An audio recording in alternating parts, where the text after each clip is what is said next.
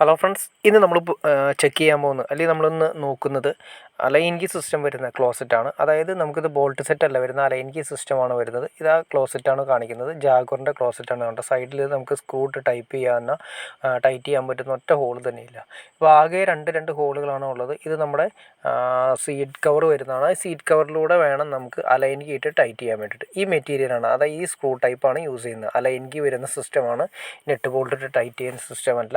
അത് എങ്ങനെയാണെന്ന് ജസ്റ്റ് കാണിച്ചു തരാം. ഇത് അതിൻ്റെ കണ്ടോ ഉള്ളിൽ വരുന്ന ഒരു ത്രെഡാണ്. ഇത് അതിൻ്റെ അകത്ത് കയറ്റിയതിന് ശേഷം ഇത് ഇതിൻ്റെ അകത്ത് ഇട്ടിട്ട് അലൈൻ കീ ഇട്ടിട്ട് ടൈറ്റ് ചെയ്യണം. അത് എങ്ങനെയാണെന്ന് വെച്ചിട്ടുണ്ടെങ്കിൽ ആദ്യമേ തന്നെ കണ്ടോ ഇതിങ്ങനെ അലൈൻ കീ നമ്മൾ അതിൻ്റെ അകത്തേക്ക് വരാവുന്ന രീതിയിലെല്ലാം തന്നെ സെറ്റ് ചെയ്യണം. അതിന് ശേഷമാണ് അലൈൻ കീ അതിൻ്റെ അകത്ത് ഇട്ടിട്ട് ടൈറ്റ് ചെയ്ത് ആകെ ഇരിക്കുന്നത് തന്നെ ഈ ബെൽറ്റ് കണ്ടോ അത് അതിൻ്റെ ഉള്ളിലേക്ക് വെച്ചതിന് ശേഷം ഇതിലേക്ക് ടൈറ്റ് ചെയ്യും. ആ ഹോൾ ഇപ്പുറത്തേക്ക് വരുന്നതിന് ശേഷം നമ്മൾ ഈ നെറ്റ് ബോൾട്ട്, അതായത് കൺസീൽഡ് ഫ്ലഷ് ആണ് വരുന്നത്. കൺസീൽഡ് ഫ്ലഷിൻ്റെ ആ ബോൾട്ടിലേക്ക് നെറ്റ് ബോൾട്ടിലേക്ക് കറക്റ്റ് ചെയ്ത് വെച്ചതിന് ശേഷം മുകളിൽ നിന്ന് ക്ലോസറ്റിൻ്റെ, അതായത് ആ സീറ്റ് കവറിൻ്റെ ഉള്ളിലൂടെ വരുന്ന അതിലൂടെ ആ ലൈൻ കീ ഇട്ടതിന് ശേഷം ടൈറ്റ് ചെയ്യണം. ഇങ്ങനെയാണ് സിസ്റ്റം ചെയ്യുന്നത്. ഇത് അത്രത്തോളം ശരിക്കും പറഞ്ഞാൽ നെറ്റ് ബോൾട്ടിനെ അപേക്ഷിച്ച് വളരെ അത്രത്തോളം സക്സസ്ഫുള്ളാണെന്ന് എനിക്ക് തോന്നുന്നില്ല. കാരണം വെച്ചിട്ടുണ്ടെങ്കിൽ നമ്മൾ സെറ്റ് ചെയ്തതിന് ശേഷം ഭയങ്കരമായിട്ട് മറ്റുള്ള ആ നെറ്റ് ബോൾട്ട് ഇട്ട് ടൈറ്റ് ചെയ്യുന്ന അത്രയും ബലമൊന്നും ഇതിന് കിട്ടുന്നില്ല.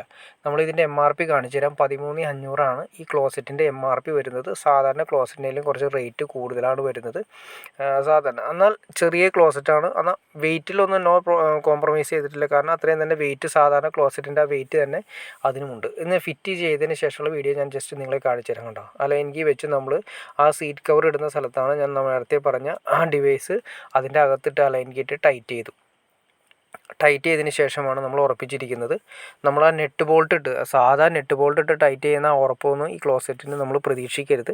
അത് അത്ര പെർഫെക്ഷൻ നമുക്ക് പ്രതീക്ഷിക്കുന്നില്ല. കാരണം അത്രയും നല്ല ടോപ്പായിട്ട് കിട്ടുന്നില്ല.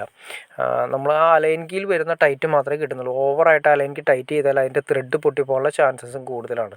ഇതിൻ്റെ ആകെ ഒരു വെച്ചെന്ന് വെച്ചാൽ ഈ സൈഡിൽ ഹോളുകൾ കാര്യങ്ങളോ ഒന്നും തന്നെ ഇല്ല. നമ്മൾ ഈ മുകളിൽ നിന്നുള്ള സീറ്റ് കവർ അഴിച്ചാൽ മാത്രമേ അലൈൻ കീ അതിലൂടെ ഇട്ടിട്ടാണ് ടൈറ്റ് ചെയ്യുന്നത്.